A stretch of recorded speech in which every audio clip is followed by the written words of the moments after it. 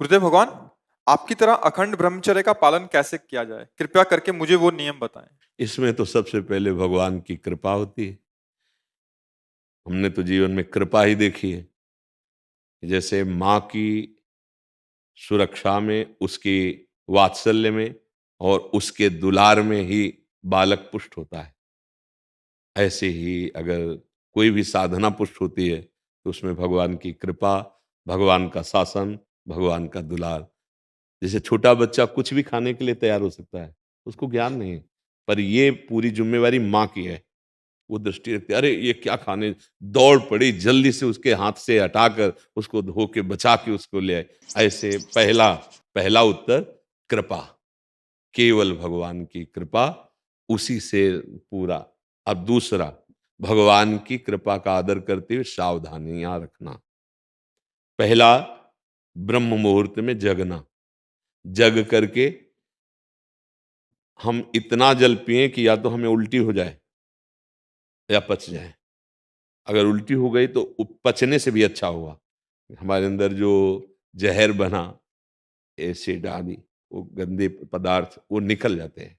ये ब्रह्मचर्य के लिए बहुत आवश्यक, वो शीतलता प्रदान करता है। ब्रह्म मुहूर्त में बिना कुल्ला किए, वो जैसे तांबे के पात्र में 1 लीटर जल रख ले, रात भर रखा रहा, उसे पीजिए, तो वो बहुत आपको उसमें ब्रह्मचर्य में। और इसके बाद थोड़ा टहलिए, वज्रासन में बैठ के, फिर शौच जाइए, फिर स्नान कीजिए जरूरी, और फिर आधा घंटा व्यायाम कीजिए, कठोर व्यायाम जैसे दंड बैठक, ऐसे फिर आधा घंटा आसन कीजिए जो योगिक आसन है। फिर अपनी दिनचर्या में उतर जाइए। विद्यार्थी हैं तो विद्यार्थी, और भी गृहस्थी के जो कार्य, खान पान, विशेष खट्टी चीज, कोई नशे वाली चीज या बहुत अधिक मीठा या बादी चीजें, ये ब्रह्मचर्य को नष्ट कर देती हैं। सावधानी, कब्ज न बनने पावे। कब्ज बने तो मृदु उपचार से उसको हटावे। जैसे अब एकदम बाजार से मिला चूर्ण ऐसा, वो नहीं, मृदु उपचार। जैसे ईसबगोल की भूसी है, छोटी हर है, उसको मिला लो, 1 चम्मच हो, 1 चम्मच हो, और 10 दिन बराबर लो। वो आपके हाथों को धीरे से, अगर कोई बहुत ही तीव्र औषधि पाली तो वो पेट तो साफ करेगी लेकिन ब्रह्मचर्य को भी हटा देगी। वो इतनी हीट पैदा करेगी, जो कब्ज से हीट पैदा हुई थी, बहुत संभालने की जरूरत होती है। अगर व्यायाम नहीं है और आसन नहीं है और दिनचर्या ठीक नहीं, आहार ठीक नहीं, तो भूल जाए कि कोई ब्रह्मचर्य नैष्ठिक, 10-20 दिन वो बात अलग है, नैष्ठिक ब्रह्मचर्य के लिए। अब जो उसके विरोधी भाव हैं, जैसे मोबाइल है, उसे गंदी बातें देखोगे, कभी ब्रह्मचर्य नहीं रह सकते। जैसे गंदे मित्रों का संग करोगे, कभी ब्रह्मचर्य नहीं रह सकते।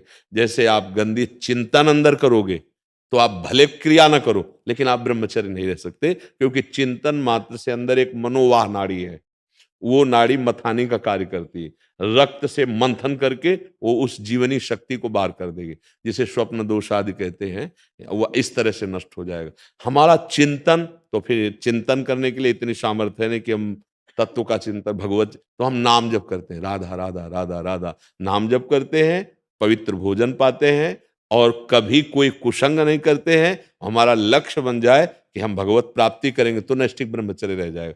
और रोज इसी बात का केवल ध्यान रखोगे, ब्रह्मचर्य का तो नहीं बन पाएगा, उसको भूलना भी होगा। वो एक साइड में चल रहा है, हम गलतियों पर सावधानी रखे हुए हैं, लेकिन हमारा लक्ष्य भगवत प्राप्ति रहेगा, तब चल पाएगा। नहीं, अहंकार शुरू हो जाएगा, अब उस अहंकार में ही काम, क्रोध, लोभ, मोह, मद मत्सर प्रहार करेंगे, आप गिर जाएंगे। लक्ष्य भगवत, और बड़े से बड़े तप और साधन का विस्मरण, उसका अहम ना आने पावे, उसकी स्मृति ना आने पावे, तो फिर हम बहुत आजीवन चल जाएगा, ब्रह्मचर्य चल जाएगा। पर ये गृहस्थी में रहकर आजीवन ब्रह्मचर्य रहना थोड़ा कठिन है, क्योंकि उसमें रिश्ते, नातेदार, व्यवहार आदि में जाना, उठना बैठना, लोक व्यवहार, फिर ब्रह्मचर्य से बड़े तप और साधन का विस्मरण, उसका अहम ना आने पावे, उसकी स्मृति ना आने पावे, तो फिर हम बहुत आजीवन चल जाएगा, ब्रह्मचर्य चल जाएगा। पर ये गृहस्थी में रहकर आजीवन ब्रह्मचर्य रहना थोड़ा कठिन है, क्योंकि उसमें रिश्ते, नातेदार, व्यवहार आदि में जाना, उठना बैठना, लोक व्यवहार, फिर ब्रह्मचर्य रह पाना बहुत कठिन होता है। जो हम जैसे वातावरण में रहते हैं, जैसा दृश्य देखते हैं, बहुत सावधानी, तब धीरे धीरे धीरे फिर क्या होता है, ब्रह्मचर्य जो वीर शक्ति ऊर्ध्वगामी हो जाती है, वो पचने लगती है। अब वो जब ऊर्ध्वगामी हो गई तो फिर अधा पतन की कोई गुंजाइश नहीं रह जाती। पर ये बहुत कठिन है, बहुत कठिन। तो जितना बन सके संयम से रहो, और अगर आपको लगे कि हमारा मन नहीं टिक पाएगा तो फिर ब्याह करके गृहस्थी में उसमें भी चला जाए तो भगवत प्राप्ति ही होती है।